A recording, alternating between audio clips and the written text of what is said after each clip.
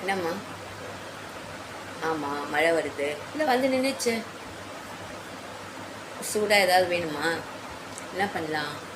Stove பற்ற வை. தோசை கண்டி எடுத்து வை.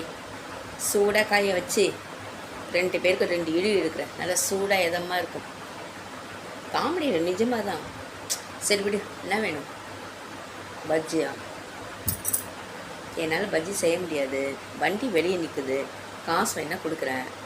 பேக்கரியில் போய்ட்டு எதனா வாங்கிட்டு வந்து சாப்பிடுவோம். உங்கள் அண்ணன் அனுப்பு, இல்லை நீ போ. வீட்டில் செய்ததா சூப்பராக இருக்குமா?